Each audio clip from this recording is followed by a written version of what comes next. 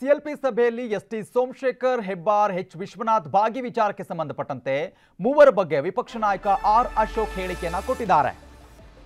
CLP ಸಭೆಯಲ್ಲಿ ST Somashekar, Hebbar ಸೇರಿದಂತೆ H Vishwanath ಕಾಣಿಸಿಕೊಂಡಿದ್ರು. ಈ ವಿಚಾರಕ್ಕೆ ಈಗ ವಿಪಕ್ಷ ನಾಯಕ ಆರ್ ಅಶೋಕ್ ಹೇಳಿಕೆ ಕೊಟ್ಟಿದ್ದಾರೆ.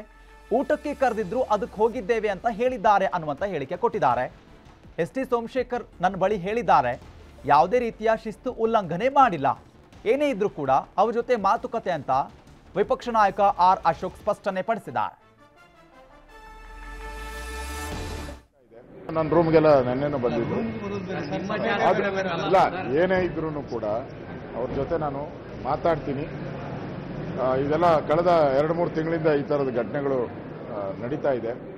ಸೋಮಶೇಖರ್ ವಿಚಾರದಲ್ಲಿ ಅವ್ರ ಜೊತೆ ಒಂದು ಸರಿ ಕೂತು ಮಾತಾಡ್ತೀನಿ. ನನ್ನ ರೂಮ್ಗೆಲ್ಲ ನೆನ್ನೆನೂ ಬಂದಿದ್ದು.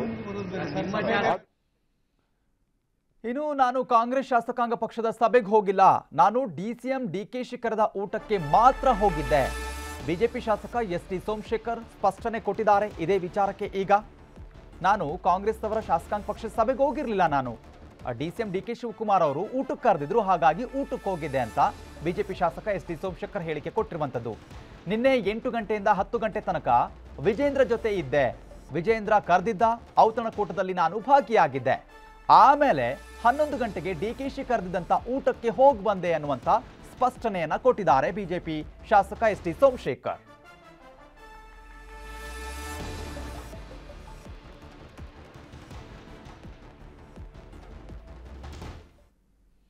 ಇನ್ನು ಕಾಂಗ್ರೆಸ್ ಶಾಸಕಾಂಗ ಸಭೆಗೆ ಹಾಜರು ವಿಚಾರಕ್ಕೆ ಸಂಬಂಧಪಟ್ಟಂತೆ ಎಂಎಲ್ಸಿ ವಿಶ್ವನಾಥ್ ಹೇಳಿಕೆಯನ್ನ ಕೊಟ್ಟಿದ್ದಾರೆ. ಹೌದು, ಡಿಸಿಎಂ ನನ್ನ ಗೆಳೆಯ ಆಹ್ವಾನ ನೀಡಿದ್ರು, ಪಾರ್ಟಿ ಮೀಟಿಂಗ್ಗೆ ಬನ್ನಿ ಅಂತ ಕರೆದಿರಲಿಲ್ಲ.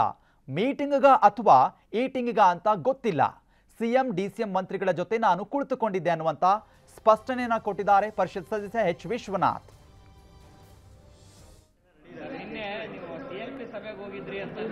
ಹೌದು, ನನಗೆ deputy chief minister, our good old friend mister Shivakumar ನನಗೆ ಇನ್ವಿಟೇಷನ್ ಕೊಟ್ಟರು, ಅಫಿಷಿಯಲ್. ನೀವು ಊಟಕ್ಕೆ ಬನ್ನಿ ಅಂತ, ಪಾರ್ಟಿ ಮೀಟಿಂಗ್ ಬನ್ನಿ ಅಂತ ಏನು ಕರೆದಿಲ್ಲ. ನನಗೆ ಹೋದ್ನೆಲ್ಲ ನನಗೆ ಗೊತ್ತಾಗಲಿಲ್ಲ, ಅದು ಮೀಟಿಂಗ ಈಟಿಂಗ್ ಅದು ಗೊತ್ತಾಗಲಿಲ್ಲ, ಸೀದಾ ಹೊಟ್ಟೋದಲ್ಲ. ಇದೆಲ್ಲ ನಡೀತಾ ಇತ್ತು. ಆಗಲೂ ಒಂದು ಅರ್ಧ ಗಂಟೆ ಕೂತೆ. ನಮ್ಮ ಹಳೆ ಮನೆ ನಮ್ಮದು. ಆಮೇಲೆ ಸ್ವಲ್ಪ ಹೊತ್ತು ಕೂತಿದ್ದ, ಆಮೇಲೆ ಊಟ ಮಾಡ್ಕೊಂಡು ಮುಖ್ಯಮಂತ್ರಿ ಮತ್ತು ಉಪಮುಖ್ಯಮಂತ್ರಿ, ಕೆಲವು ಮಂತ್ರಿಗಳು, ಹಳೆ ಸ್ನೇಹಿತರನ್ನ ಮಾತಾಡಿ, ವಾಟ್ ಇಸ್ ದೇರ್ ರಾಂಗ್, ಏನದು ತಪ್ಪೇನದು? ದೇಹ ಬಿಜೆಪಿಲಿದ್ರು ಮನಸ್ಸು ಇನ್ನೂ ಅಲ್ಲೇ. ದೇಹ ಬಿಜೆಪಿಲಿದ್ರು ಕೂಡ ಕಾಂಗ್ರೆಸ್ ಅಲ್ಲೇ ಇದೆ. ನಾವು ಹೇಳಿದೀವಲ್ಲ. ಕನ್ನಡಿಗರ ಮೆಚ್ಚಿನ ನಿಮ್ಮ ನ್ಯೂಸ್ 18 ಕನ್ನಡ ಈಗ ವಾಟ್ಸ್ಆಪ್ನಲ್ಲಿಯೂ ಲಭ್ಯ.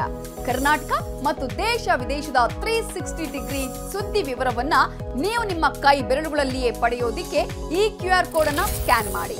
ನಮ್ಮ ಚಾನೆಲ್ ಅನ್ನ ಫಾಲೋ ಮಾಡಿ, ನೋಟಿಫಿಕೇಶನ್ ಆನ್ ಮಾಡಿ.